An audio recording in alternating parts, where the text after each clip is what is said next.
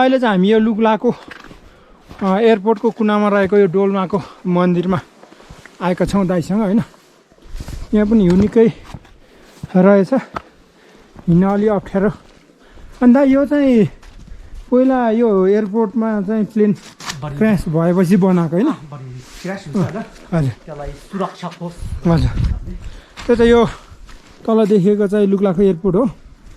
अनि यहाँ चाहिँ पहिला चाहिँ प्लेन क्रास भएपछि चाहिँ यहाँ चाहिँ अनि सुरक्षा होस् भनेर यहाँ चाहिँ डोल्माको मन्दिर बनाइएको छ भने यो तलको चाहिँ लुक्ला एयरपोर्ट भन्ने यो समिट एयर चाहिँ अहिले भर्खर आएर चाहिँ यहाँ आएको छ, यहाँ कुनामा बसिरहेछ रहेको छ भने अब एकछिनपछि अरू पनि प्लेन आयो भने टेकअप र ल्यान्डको चाहिँ म तपाईँहरूलाई त्यो दृश्य पनि देखाउने छु। अनि यहाँ चाहिँ भित्र ठुलो माने छ, दाइले माने घुमाउँदै हुनुहुन्छ। यो चाहिँ डोल्माको माने। हजुर। अनि यो चाहिँ मन्दिर हो, डोल्माको मन्दिर। यसलाई म दाहिने पार एक राउन्ड लाउने छु। यतातिर पुरै हिउँहरू छ भुइँतिर नि।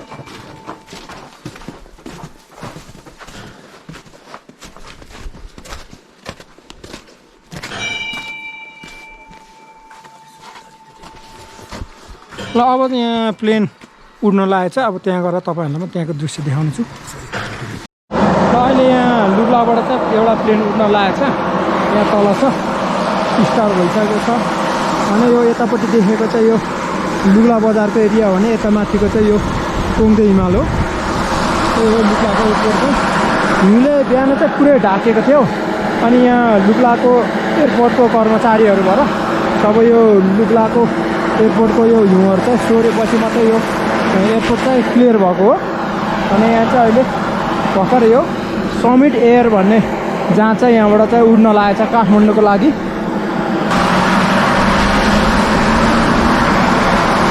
अब यो समिट एयरको त यो दुइटै पङ्खा चाहिँ घुम्न थालिसकेको छ। अब त्यहाँ रनवे आएर यो जहाँ चाहिँ टेकअप हुनेछ।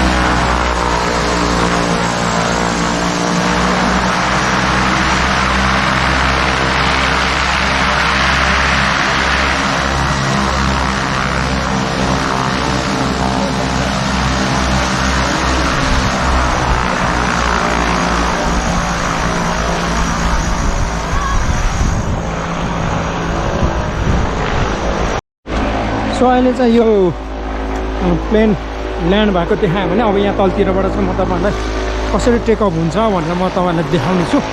यहाँ तलतिरबाट अलिक नजिक देखिन्छ, त्यही भएर। अनि प्लेन चाहिँ अहिले यहाँ पर छ।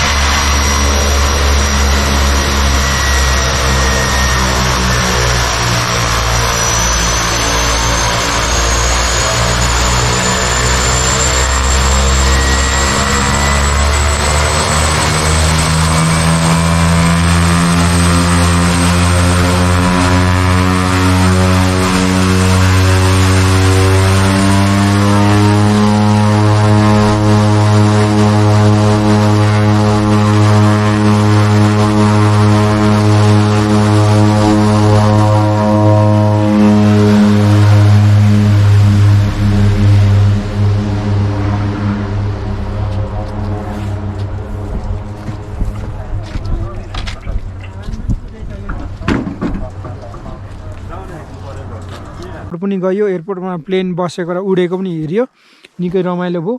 अनि अहिले चाहिँ यो निकै घाम लागिरहेको छ, त्यही भएर यो हिउँहरू पुरै बिलिरहेछ। अहिले चाहिँ यस्तो चाहिँ पुरै माटोहरू देखिन थालेको छ, माटोहरू पुरै भिजेर लपक्कै छ। र अब चाहिँ आउने दिनहरूमा म तपाईँहरूमा चाहिँ यस्तै भिडियोहरू ल्याउने छु। तर मेरो यो युट्युब च्यानललाई चाहिँ सब्सक्राइब गर्नु होला भन्दै आज चाहिँ यो भिडियोबाट म बिदा हुन चाहन्छु। हस् त, बाई।